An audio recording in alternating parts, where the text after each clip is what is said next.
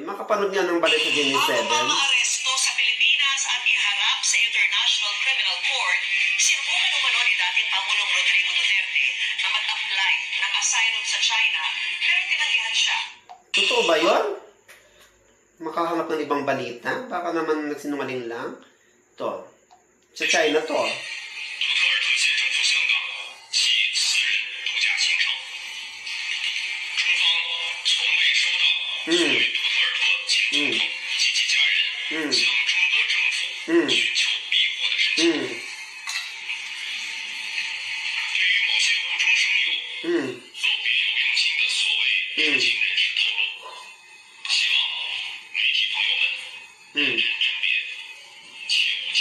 Ay, sinungaling naman ito, oy. Jamie 7, dapat kayong pinatawag niya. Abante, abante. Patawag mo to sinungaling tong Jamie 7 na to, ha? Translate. Kita nyo kung gaano kasinungaling ang mainstream media, especially sa Jamie 7? So, dapat yan ang unang pinatawag ni Abante. Kasi according to China, itra-translate ko na, baka di nyo naintindihan ang sabi niya, I would like to point out especially that Mr. Duterte visit to Hong Kong was a private vacation. I has never received so-called per asylum. So, ibig sabihin, hindi talaga siya nagkaplay ng asylum to former President Duterte and his family to the Chinese government.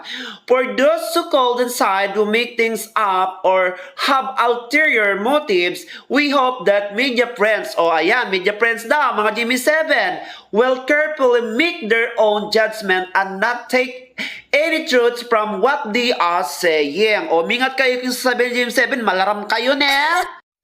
Bakit nga ba pinangalandakan agad ng fake TV News Jamie 7 ng asylum? Ano nga ba ang asylum? In the context of pagiging Pilipino, yan ang pagkupkop ng isang bansa sa isang Filipino citizen. So, sino-sino ang pwede mag-apply ng asylum? So, yun yung mga taong nanganganib ang buhay or well-being sa kanilang mga home country. Yung hindi na makabalik sa kanilang mga bansa, probably because of war, at yung hindi na nakakakuha ng protection from their own government. So, paano ang process ng asylum? First, of course, kailangan mag-apply at kailangan mo mag-present ng proof na may panganib na nga ang buhay mo dito sa Pilipinas. At words, i-revise yan. Pwede ka na ma-approve o pwede ka na ma-deny. Pag na-deny ka, of course, mag-appeal ka ulit. So, anong possible benefits kapag na-approve yung application mo for asylum? So, well, dito sa Netherlands, so yun na nga, kapag na-approve na yung asylum mo here in Netherlands, meron kang free food, free shelter, free education, of course, right to work, residency, or permanent residence after 5 years, or even apply citizenship. Ano pang hinihintay natin? Lahat tayong mga inaapi, yung mga sinisiraan ng mga chismosa, tara na, magpunta na tayo ng Netherlands, mag-apply na tayo ng asylum dahil doon mapapaganda ang buhay natin. Ay, bago pala makalimutan, magbibigay muna ako ng panibagong lucky numbers nationwide for March 25, 2025. Guys, anyway, congratulations. So, ito yung vlog natin for Saturday. So, maraming nanalo dyan. So, ngayong Monday naman, napalabas nga dito sa Tarlac City ang number na 2917. Ayan po guys. So congratulations sa mga nanood at nanalo. Sa araw na ito ay ating isusumada ang number na 2917. Nang ibig pong sabihin niyan ay namatay sa sobrang kalandian. So ito po ay sumada ito what we call negative and positive with the interval of number 1. Hello Philippines! At sa lahat ng mahilig dyan sa STL, huwag natin kalimutan na sa pagkuha ng first ball ay kumarang tayo sa taas, sa gitna at sa baba. Sa second ball mula baba hanggang gitna. Pwedeng parehong taas, parehong gitna at parehong baba.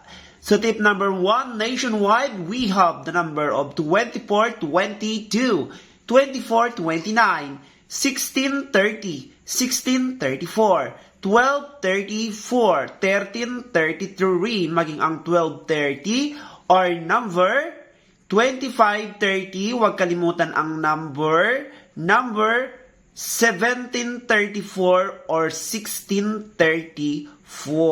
So itong nakita mo naka-square guys is pang second ball. Dito yung pang first ball, okay? huwag kalimutan mag-subscribe para like kang updated. Ay nako, nalasing na ako sa kakashot, wala pa rin si Samara. So guys, labanan po natin ang fake news para hindi tayo mabiktima ng mga kasinungalingan. So, mag-isa nga lang muna ako dito nagsha-shot kasi nga si Samara ay busy doon sa gutuhan ni Kapitan Tutan. Kaya tara na muna, samahan niya akong mag-shot.